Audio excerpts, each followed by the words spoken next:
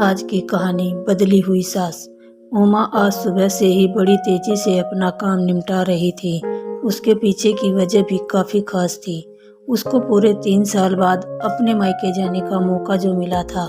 काम करते वक्त वह काफ़ी रिलैक्स थी, क्योंकि सासू माँ ने उससे कहा था कि कुछ दिनों तक दीपा, जो कि उसकी ननंद थी, नहीं आने वाली है। उसकी यह एक ननंद 100 के बराबर थी। उमा शादी करके जब घर आई थी तब दीपा को अपनी बहन की तरह प्यार करती थी, क्योंकि उसे खुद की कोई बहन नहीं थी।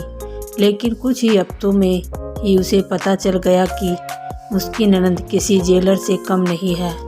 हालांकि दीपा का ब्याह हो चुका था, लेकिन उसे अपने ससुराल वालों की किसी भी प्रकार की चिंता नहीं थी। उसे जब भी जी करता वह अपने मायके चली आती और मायके वालों पर अपना हुक्म चलाती, खासकर अपनी भाभी पर। वही डिसाइड करती थी वहाँ पर क्या खाना पकेगा, कोई घूमने जाएगा कि नहीं, या जाएगा तो कहाँ जाएगा। दीपा ही थी जो हर बात उमा को किसी न किसी बहाने से अपने मायके जाने से रोक लेती थी।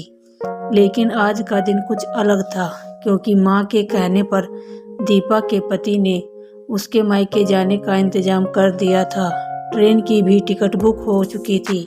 सारा काम खत्म करने के बाद उमा अपने पति के साथ अपना सामान लेकर घर से बाहर निकले ही थे कि सामने से दीपा आती हुई दिखाई दी।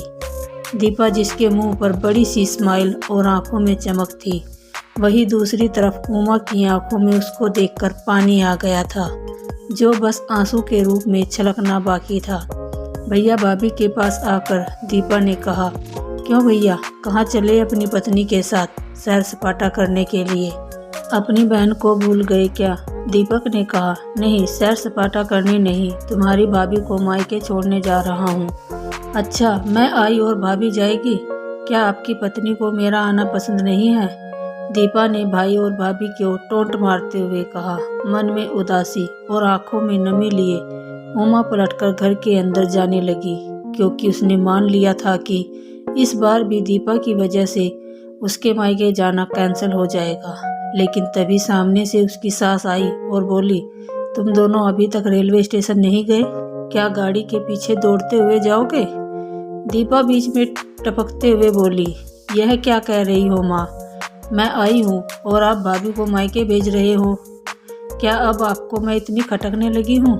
माँ ने दीपा को डांटते हुए कहा, तेरा क्या है बेटा, तेरे लिए ये मायका थोड़ी है। यह तो तेरे लिए एक प्रवास स्थल है, जहाँ तू जब जी चाहे, जब अपने ससुराल से बोरियत महसूस करे आ जाती है। लेकिन वह बेचारी तो ऐसा नहीं करती, बल्कि वह तो जब जाना चाहिए तब भी अपने मायके नहीं जाती। इसीलिए उसका अभी मायके जाना बहुत ज़रूरी है। मैं तेरे या मेरे या किसी और की वजह से उसका इस बार मायके जाना बिल्कुल रद्द नहीं होने दूंगी। पहले यह बता, तू तो कुछ दिनों के लिए नहीं आने वाली थी, फिर कैसे आ गई? मैंने तो ऐसे ही कह दिया था। मैं देखना चाहती थी कि मेरे ना आने से भैया खुश होता है कि मुझे बुलाता है, दीपा ने कहा। हाँ हाँ, क्यों नहीं, कोई बुलाए या ना बुलाए, पर्यटन स्थल पर तो हर कोई जा सकता है। अब की बार मेरी बहू को उसके पर्यटन स्थल पर, यानी कि उसके मायके जाने दे। बेचारी ने सिर्फ अपने भैया की शादी देखी है और अब तो उसके भाई को बच्चा भी हो गया है। उसका मुंह तक नहीं देखा उसने। उसे भी अपने हिस्से का सुख भोगने दे। माँ ने दीपा को फटकारते हुए और उमा की साइड लेते हुए कहा। अपनी सास के मुंह से अपने लिए ऐसे शब्द सुनकर उमा की आंखें छलक गई। उसने अपनी सास को गले से लगा लिया। सास ने कहा, बहुत हो गया प्यार, जल्दी जाओ वरना ट्रेन छूट जाएगी। अपनी माँ का बदला हुआ रूप देखकर दीपा बहुत हैरान थी।